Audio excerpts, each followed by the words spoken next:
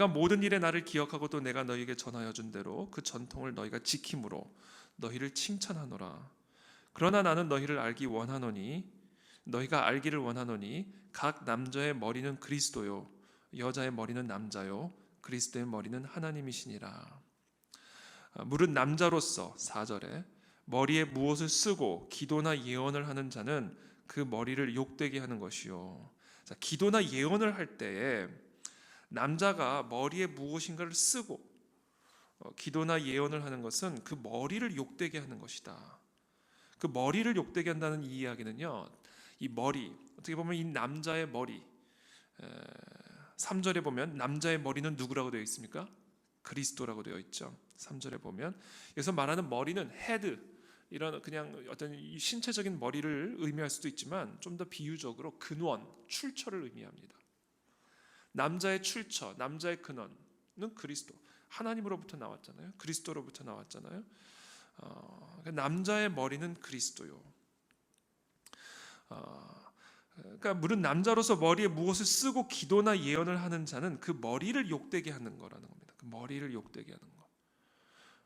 무릇 여자로서 머리에 쓴 것을 벗고 기도나 예언을 하는 자는 그 머리를 욕되게 하는 것이니 이는 머리를 민 것과 다름이 없음이라. 그러니까 기도나 예언을 할 때 남자가 머리에 무엇을 쓰고 기도나 예언을 하는 것은 그 머리를 욕되게 하는 것이요, 여성이 기도나 예언을 할 때 머리에 쓴 것을 벗고 하는 것은 그 머리를 욕되게 하는 것이니 머리를 민 것과 다름이 없다라는 것이죠. 6절에 만일 여자가 머리를 가리지 않거든 깎을 것이요 만일 깎거나 미는 것이 여자에게 부끄러움이 되거든 가릴지니라. 남자는 하나님의 형상과 영광이니 그 머리를 마땅히 가리지 않거니와 여자는 남자의 영광이니라.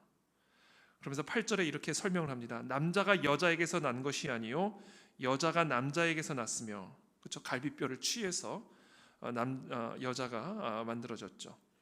또 남자가 여자를 위하여 짐을 받지 아니하고 여자가 남자를 위하여 짐을 받은 것이니 돕는 배필로 하나님께서 지어줬죠. 참고로 여기서 말한 배필, 창세기에서 말한 배필은요, 그냥 단순히 돕는 헬퍼 수준의 의미가 아니라 없으면 안 되는 결정적인 사람을 일컬을 때 배필이라는 의미를 갖고 있습니다. 그 히브리어 단어에 돕는 배필, 없으면 결정적으로 망할 수밖에 없는 거죠. 이렇게 돕는 배필입니다. 옆에 있는 아내분들에게 당신이 없으면 나는 죽습니다 라는 마음으로 이렇게 돕는 배필이에요. 있어도 되고 없어도 되고 그냥 도와주는, 그냥 돕는 도우미 수준이 아니라 없으면 죽는 거예요. 남자가 여자를 위하여 짐을 받지 아니하고 여자가 남자를 위하여 짐을 받은 것이니 그러므로 여자는 천사들로 말미암아 권세 아래에 있는 표를 그 머리 위에 둘지니라. 그러니까 아주 사실 유대교적 이해입니다. 상당히 유대교적 창조 질서에 입각하여 하나님이 남자를 먼저 창조하셨으니까 남자의 머리는 하나님 그리스도시라는 거죠. 그러나 여자는 남자의 갈비뼈를 통해서 만들어졌으니까 여자의 머리는 남자라는 거예요. 그 표로 머리에 여인은 어떤 권세 아래에 있다라는 그 표를 드러내기 위해서 머리에 쓰고 기도나 예언을 하라는 것이죠. 그러나 11절에 그러나 주 안에는 남자 없이 여자만 있지 않고 여자 없이 남자만 있지 아니하니라. 이는 여자가 남자에게서 난 것 같이 남자도 여자로 말미암아 났음이라. 그리고 모든 것은 하나님에게서 났느니라. 그러니까 지금 2절부터 8절까지는요, 사도 바울이 유대교적, 당시 유대 문화에 팽배해 있었던 당시 유대인들의 문화를 지배하고 있었던 이런 유대교적 세계관에 입각하여 남성과 여성의 관계, 그리고 하나님과 남성, 하나님과 여성의 관계를 설명해주고 있습니다. 당시 팽배해 있던 지배적인 문화, 유대교적 문화에 입각하여 남성과 여성의 관계를 이해를 하고 그 관계를 표시하는 것으로 머리에 여성은 무엇을 쓰고 기도나 예언을 하고 남성은 머리에 쓰면 그것은 머리를 욕되게 하는 것이다 라는 이런 유대교적 세계관에 대한 이해를 바탕으로 권면을 하고 있죠. 그러나 11절에 그러나 그와 같은 유대교적 관점에 복음주의적 수정을 가합니다. 그러나 주 안에는 남자 없이 여자만 있지 않고 여자 없이 남자만 있지 아니하니라. 이는 여자가 남자에게서 난 것 같이 남자도 여자로 말미암아 났습니다. 그리고 모든 것은 다 하나님에게서 났느니라. 그러니까 유대교적 수정을 가하면서 사실은 남자나 여자나 다 그리스도 안에서, 하나님 안에서, 복음 안에서는 이방인이나 유다인이 하나 된 것처럼 남자나 여자나 차별이 없고 하나 동등됨을 여기서 이야기를 하고 있죠. 기역자 교회라고 있습니다. 그 전라도, 제 정확한 지명 이름은 제가 잊어버렸지만 그 20세기 초에, 1900년대 초에 거기에 있는 한 그 지주가 세운 교회가 있는데, 그 교회의 이름이 기역자 교회, 별명이 기역자 교회입니다. 왜 교회가 기역자 교회냐면 교회 건물이 기역자처럼 만들어졌기 때문에. 그런데 왜 기역자처럼 교회를 만들었냐면 남자는 이쪽에서 예배를 드리고 여성은 이쪽에서 예배를 드렸습니다. 그러니까 완전히 따로 드린 거죠. 그러니까 지금 바울이 우리 교회에 오면 이건 교회가 아닌 거예요. 기역자. 당시 우리 조선 시대 우리 선조 그리스도인들만 와도 어떻게 이게 가능한 거냐 이렇게 보죠. 그래서 남성은 이렇게 기도를 드리고, 그러니까 남성은 이렇게 예배를 드리는 거예요. 제가 강단에 서 있고 남성들은 이렇게 앉아 있는 겁니다. 그리고 여성들은 이쪽에 앉아 있는 거예요. 그러니까 여성들은 제 옆면만 보는 거죠. 그리고는 남성과 여성 쪽은 커튼을 쳐가지고 볼 수 없게끔 그렇게 막을 쳐놨었습니다. 저 어렸을 때만 해도 남자아이들하고 여자아이들하고 따로 뭐 이렇게 하는 게 많았던 것 같아요. 그만큼 우리 문화, 유교적 문화 안에서도 그와 같은 교회 문화가 있었다라는 거죠. 유교적 문화라는 틀 안에서 만들어진 교회 안에 그런 유교적 배경들이 사실은 그 안에 있었죠.